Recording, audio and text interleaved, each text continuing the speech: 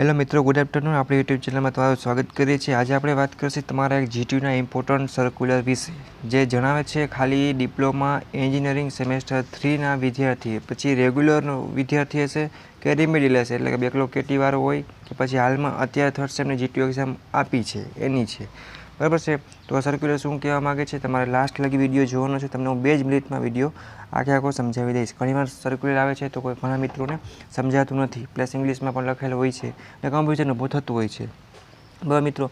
તો આ સર્ક્યુલરમાં કાંઈ એવું બીવા જેવું નથી। એ સર્ક્યુલર ખાલી એટલું જણાવે છે કે તમારા સેમ થર્ડના જે મિડના માર્ક્સ હશે, ઇન્ટરનલ વાઇવાના સબમિશનના માર્ક્સ હશે, આપણે જેમ જીટીયુ એક્ઝામનું રિઝલ્ટ જોઈ છે ગૂગલ ઉપર જે વેબસાઇટમાં જીટીયુની, એવી જ રીતના તમારે આપણે કોલેજ લેવલનું રિઝલ્ટ એટલે કે ઇન્ટરનલ રિઝલ્ટ છે એ એક જોવાનું હોય છે। એમ કંઈ ટોટલ આપણે 2 રિઝલ્ટ છે એ જોવાના હોય છે। એમાં ટોટલ સબ્જેક્ટના માર્ક્સને બધું લખેલું હોય છે।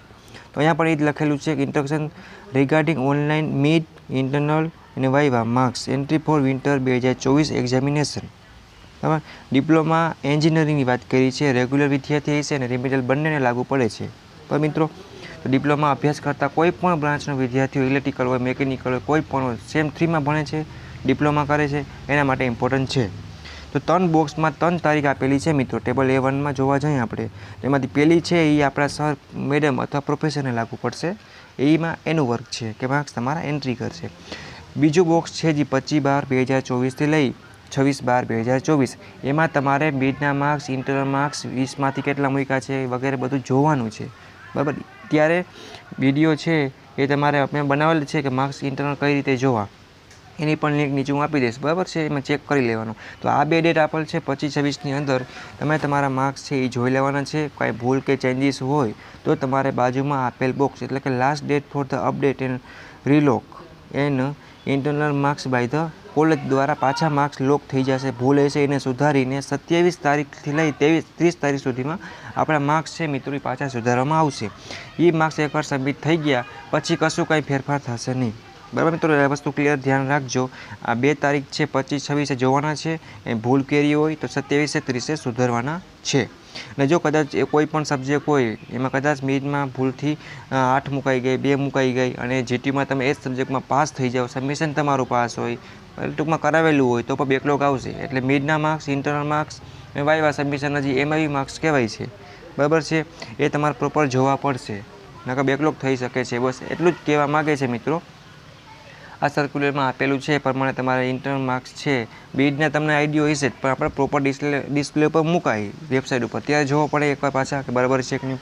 વાઇવાના માર્ક્સ છે 20માંથી કેટલા 11 મૂક્યા છે, 2 મૂક્યા હોય તો ફેલ જ હોય મિત્રો, 4 મૂક્યા હોય તો ફેલ જ હોય ઇન્ટરનલ, બરાબર। એવી રીતે તમારા માર્ક્સના સબ્જેક્ટના ક્રેડિટ પરમાં ચેક કરી લેવાનું છે, કઈ રીતે જોવા એની લિંક હું ડિસ્ક્રિપ્શનમાં આપી દઈશ।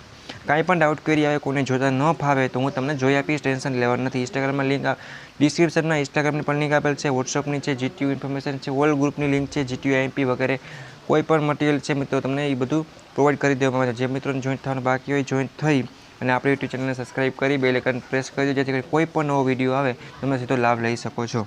મિત્રો હવે થર્ડ સેમ આપણું મોસ્ટ ઓફ કમ્પ્લીટ થઈ ગયું છે।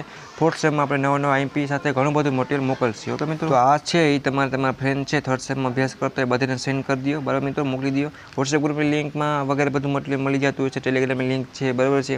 પછી કંઈ ડાઉટ કરી હોય તો ઇન્સ્ટાગ્રામના પેજ પણ છે, એને ફોલો કરીને કંઈ પણ ડાઉટ કરી હોય તમે પ્રશ્ન પૂછી શકો છો। આપણા યુટ્યુબના મેમ્બર દ્વારા તમને સીધો આન્સર આપવામાં આવશે, બરાબર મિત્રો। જીટીયુનો વોટ્સએપ ગ્રુપ છે એમાં પણ જોઈન્ટ થઈ જાઓ અને આપણે નેક્સ્ટ સેમમાં જે ચોથું સેમેસ્ટરના આઈએમપી છે વગેરે મટીરિયલ છે, ડિજિટલ ગુજરાતી સ્કોલરશિપ, કાંઈ પણ નવીન પ્રોબ્લેમ થઈ તમને તો તમે મેસેજ કરીને પૂછી શકો છો, ઓકે। સપોર્ટ કરો મિત્રો, આગળ આપણે પાછા મળતા રહીશું, ત્યારે એન્જોય કરો, મોજ કરો અને વાંચો, ઓકે, બાય બાય।